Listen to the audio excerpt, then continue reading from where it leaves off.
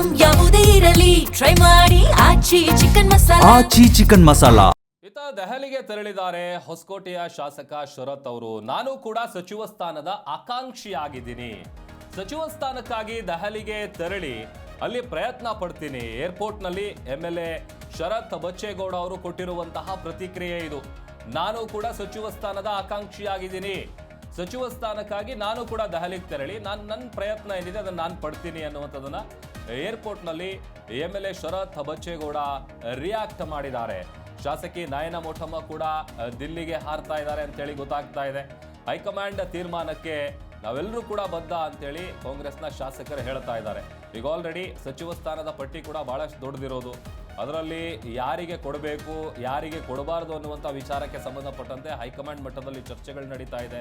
ಇದೆಲ್ಲದರ ನಡುವೆ ಸಚಿವ ಸ್ಥಾನದ ಮೇಲೆ ಕಣ್ಣಿಟ್ಟಿರುವಂತಹ ಸಚಿವಾಕಾಂಕ್ಷಿಗಳು ಕೂಡ ದೆಹಲಿಗೆ ಹೋಗ್ತಾ ಇರೋದು ಸಾಕಷ್ಟು ಕುತೂಹಲಕ್ಕೆ ಕಾರಣ ಆಗ್ತಾ ಇದೆ. ಅದೇ ರೀತಿಯಾಗಿ ಏರ್ಪೋರ್ಟ್ನಲ್ಲಿ MLA ಶರತ್ ಬಚ್ಚೇಗೌಡರೇನಿದ್ದಾರೆ ಅವರು ಕೂಡ ಮಾತನಾಡಿದ್ದಾರೆ. ನಾನು ಕೂಡ ಸಚಿವ ಸ್ಥಾನದ ಆಕಾಂಕ್ಷಿ, ನನಗೂ ಒಂದು ಸಚಿವ ಸ್ಥಾನ ಬೇಕು ಅಂತೇಳಿ ತಮಗಿರುವಂಥ ಆಸೆಯನ್ನ ವ್ಯಕ್ತಪಡಿಸಿದ್ದಾರೆ. ಅದರ ಜೊತೆಗೆ ಶಾಸಕಿ ನಯನ ಮೋಟಮ್ಮ ಅವರು ಕೂಡ ದಿಲ್ಲಿಗೆ ಪ್ರಯಾಣ ಬೆಳೆಸಿದ್ದಾರೆ ಅಂತೇಳಿ ಗೊತ್ತಾಗ್ತಾ ಇದೆ. ಬಟ್ ಎಲ್ಲ ಹೇಳ್ತಾರೆ, ತಮ್ಗೇನು ಅನ್ಸುತ್ತೆ ಅದೆಲ್ಲ ಹೇಳಿದ್ಮೇಲೆ ಅವರು ಹೇಳುವಂಥ ಒಂದು ಕೊನೆ ಲೈನ್ ಏನಪ್ಪ ಅಂತಂದರೆ, ನೋಡೋಣ ಹೈಕಮಾಂಡ್ ಏನು ತೀರ್ಮಾನ ತೆಗೆದುಕೊಳ್ಳುತ್ತೆ ಅದಕ್ಕೆ ನಾವು ಬದ್ಧ ಆಗಿದ್ದೀವಿ ಅಂತೇಳಿ.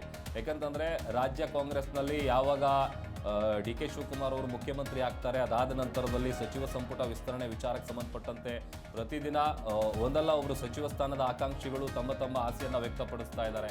ಇದೆಲ್ಲದರ ನಡುವೆ MLA ಶರತ್ ಬಚ್ಚೇಗೌಡ ಅವರು ಕೂಡ ಇದೇ ವಿಚಾರವಾಗಿ ಮಾತನಾಡಿ ನನಗೂ ಕೂಡ ಸಚಿವ ಸ್ಥಾನದ ನಾನು ಆಕಾಂಕ್ಷಿ ಆಗಿದ್ದೀನಿ ಅನ್ನುವಂಥ ವಿಚಾರವನ್ನು ಹೇಳ್ಕೊಂಡಿದ್ದಾರೆ. ಅದರ ಜೊತೆಗೆ ಸಾಕಷ್ಟು ಮಂದಿ ದೆಹಲಿಗೆ ಹೋಗ್ತಾ ಇರೋದು ಸಹಜವಾಗಿ ಕುತೂಹಲ ಇದೆ.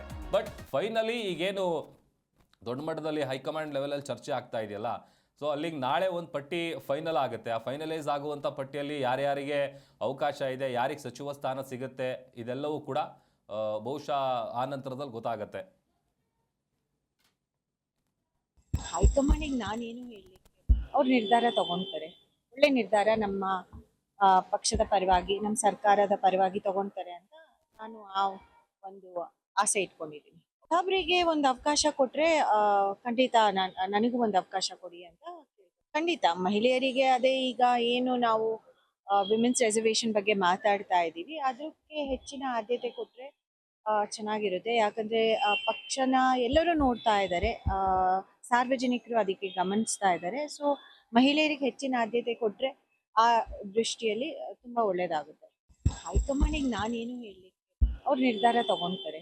ಒಳ್ಳೆ ನಿರ್ಧಾರ ನಮ್ಮ ಪಕ್ಷದ ಪರವಾಗಿ, ನಮ್ಮ ಸರ್ಕಾರದ ಪರವಾಗಿ ತಗೊಳ್ತಾರೆ ಅಂತ ನಾನು ಆ ಒಂದು ಆಸೆ ಇಟ್ಕೊಂಡಿದ್ದೀನಿ. ಒಬ್ಬರಿಗೆ ಒಂದು ಅವಕಾಶ ಕೊಟ್ರೆ ಖಂಡಿತ ನನಗೂ ಒಂದು ಅವಕಾಶ ಕೊಡಿ ಅಂತ. ಖಂಡಿತ ಮಹಿಳೆಯರಿಗೆ ಅದೇ ಈಗ ಏನು ನಾವು ವಿಮೆನ್ಸ್ ರಿಸರ್ವೇಶನ್ ಬಗ್ಗೆ ಮಾತಾಡ್ತಾ ಇದ್ದೀವಿ, ಅದಕ್ಕೆ ಹೆಚ್ಚಿನ ಆದ್ಯತೆ ಕೊಟ್ರೆ ಚೆನ್ನಾಗಿರುತ್ತೆ. ಯಾಕಂದ್ರೆ ಪಕ್ಷನ ಎಲ್ಲರೂ ನೋಡ್ತಾ ಇದ್ದಾರೆ, ಸಾರ್ವಜನಿಕರು ಅದಕ್ಕೆ ಗಮನಿಸ್ತಾ ಇದ್ದಾರೆ. ಸೊ ಮಹಿಳೆಯರಿಗೆ ಹೆಚ್ಚಿನ ಆದ್ಯತೆ ಕೊಟ್ರೆ ಆ ದೃಷ್ಟಿಯಲ್ಲಿ ತುಂಬಾ ಒಳ್ಳೇದಾಗುತ್ತೆ. ಹೈಕಮಾಂಡಿಗೆ ನಾನೇನು ಹೇಳಿ, ಅವ್ರು ನಿರ್ಧಾರ ತಗೊಳ್ತಾರೆ.